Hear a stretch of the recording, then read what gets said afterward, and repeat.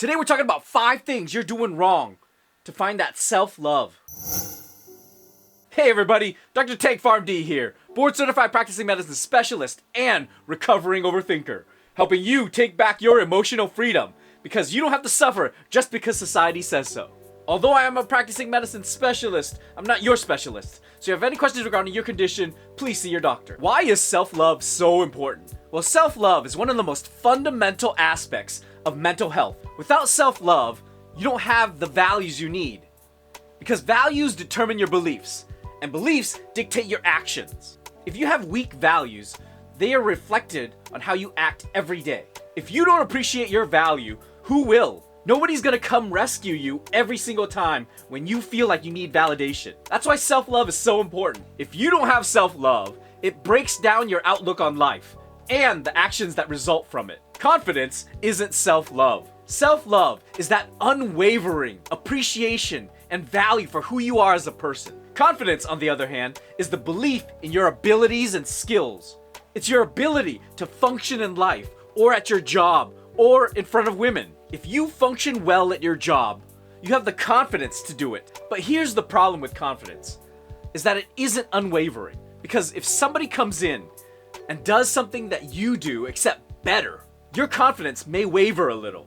But if you have the self-love to handle it, you'd be able to withstand that. That's why one of the strongest contributors to self-confidence is self-love. If you don't have self-love, you won't be able to have the confidence to withstand anything that you deem is a threat to you. So here are 5 mistakes people make when they're trying to gain self-love. There are people who think that they're invincible and that everybody loves them and they never make mistakes. But that's not self-love. That's narcissism. When we have self-love, we believe that people will make mistakes, especially us because we're human. We don't beat ourselves up for it. Instead, we appreciate our humanity. We understand that not everybody is gonna love us, and we'll be okay with that. But don't think that your don't stink. The second thing people confuse with self-love is consumption. People think that retail therapy is appreciating who they are as a person, when in fact, it's just a quick dopamine hit. If you go shopping and you get something, you feel better in the moment. But that feeling begins to fade away really quickly. If you buy a $1,000 outfit, that second $1,000 outfit doesn't make you twice as happy. That's why it's more important to have the self-love to sustain yourself rather than just finding quick dopamine hits. Now, I'm not saying consumption is bad. Consumption's a natural part of enjoying life. But consumption in search of self-love is the wrong way to approach it. The third mistake people make in search of self-love is they think it's self-care. Massages, bubble baths, manicures, and spa days are great for self-care, and they're great for mental care as well.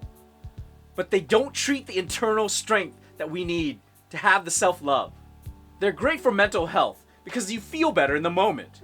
But like retail therapy, it quickly fades away. The fourth thing people mistaken for self-care is creativity and expression. When people find hobbies to be creative and express themselves, it's a great mental outlet. But what they don't realize is that it's not self-love. Because if you don't love yourself and value who you are as a person, you'll never value what you create. You might like what you create in the moment because it's an outlet. But if you don't value yourself, you won't value the work. The fifth thing people do to try to achieve self-love is they take a break. They'll either take a mental day off, go out in nature, or take a vacation. And these are great if you want to just relax, because we all need to relax from our mental daily stress. But what doesn't do is it doesn't confront our issues. If we have issues with self-love and we go on vacation, we're only trying to escape them instead of confronting them. And a bonus mistake people make when they're trying to achieve self-love is they love others.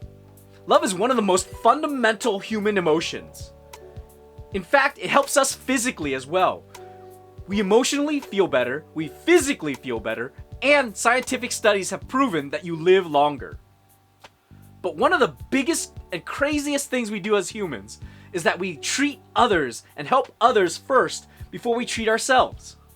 We're willing to take care of others and sacrifice ourselves That shows you that even though you're expressing love to your family and friends, and showing how important they are to you, you're not showing love to yourself. Sometimes it's great to take some time away to show love for yourself. Some of us have chemical imbalances, and some of us have trauma we have to handle, and that's where a therapist comes in handy. But if you want to take back control on your own, the first thing you want to do is notice what you say to yourself. Dr. David Burns, author of Feeling Good, says that you have to think about what you say to yourself when you're feeling unconfident. Are you gentle and supportive of yourself? Do you tell positive things to yourself? Or do you tell yourself that you're dumb and stupid and you can't make mistakes like this anymore? Do you let yourself down? Do you feel negative? Do you ruminate on the errors that you make? The way you talk to yourself when you feel unconfident is dictating how you live your life and how you feel about yourself. So if you want to progress and find self-love, find out what you're telling yourself. Because if you don't respect yourself, you can't love yourself. No one loves anything without respecting it. What do you guys think? How do you determine self-love? Let me know in the comments down below. If you're struggling with any of these, or with your emotions like pain and anger, the Emotional RX program is the best tool that you can use to help you feel better in the moment quickly. For more details, click on the link down below. And until next time, guys, be healthy.